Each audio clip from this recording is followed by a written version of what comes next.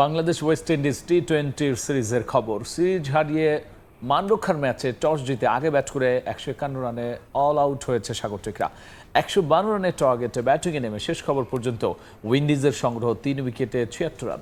এই মুহূর্তে চট্টগ্রামের বীরশ্রেষ্ঠ মতিউর রহমান ক্রিকেট স্টেডিয়ামে আছেন রিপোর্টার তামিম হোসেন। যাচ্ছি তার কাছে। হোয়াইট ওয়াশের লজ্জাটা এড়ানোর লড়াইটাই কিন্তু এখন করছে বাংলাদেশ। আমরা দেখেছি এর আগে প্রথম ইনিংসে যদি বলি যে 152 রানের একটা টার্গেট ওয়েস্ট ইন্ডিজের সামনে ছেড়ে দিয়েছে বাংলাদেশ। তবে একটা কথা বলতে হয় যে এই ম্যাচেও আসলে ব্যাটারদের যে দায়িত্ব নেওয়ার বিষয়টা সেটা একটু কমই দেখেছি। এক তানজিদ তামিম ছাড়া বাকি তানজিদ তামিম এবং তানজিদ তামিমের রানের পর সাইফ হাসানের 23 রান, এটাই হচ্ছে যে 2 ডাবল সংখ্যার স্কোর। এছাড়া বাকি কেউই আসলে 2 সংখ্যার রানটা অতিক্রম করতে পারেনি। আমরা যদি বলি আসলে তানজিদ তামিমই এই ম্যাচটার মধ্যে প্রাপ্তি শুধু তানজিদ তামিমের সেই ইনিংসটাই। আসলে তানজিদ তামিম এই বছরে 42 ইনিংসে সবচেয়ে দ্রুততম সেঞ্চুরি বাংলাদেশের হয়ে, মানে 1000 রান করেছেন, দ্রুততম 1000 রান করেছেন।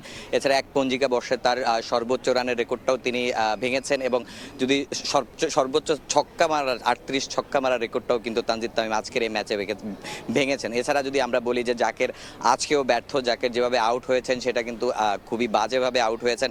এছাড়া নুরুল হাসান সোহান বলি বা লিটন দাস অধিনায়ক, বিশেষ করে অধিনায়ক আসলে ইনজুরি থেকে ফিরেছেন। ইনজুরি থেকে ফেরার পরে কিন্তু এই 3টা ম্যাচেই কিন্তু তিনি তার পারফর্মটা বের করতে পারেনি। কারণ অধিনায়ক যদি পারফর্ম না করে এটা অবশ্যই একটা বড় দুশ্চিন্তার কারণ। সামনে আমাদের বিশ্বকাপ আছে, সেই বিশ্বকাপের আগে অধিনায়কের ফর্ম ফেরাটা খুবই জরুরি ছিল। কিন্তু 3টি ম্যাচের একটিতেও আসলে বাংলাদেশ অধিনায়ক নিজেকে মেলে ধরতে পারেননি। এছাড়া বাকি ব্যাটারদের কথা যদি বলি, কেউই তেমন নিজেদের মেলে ধরতে পারেনি।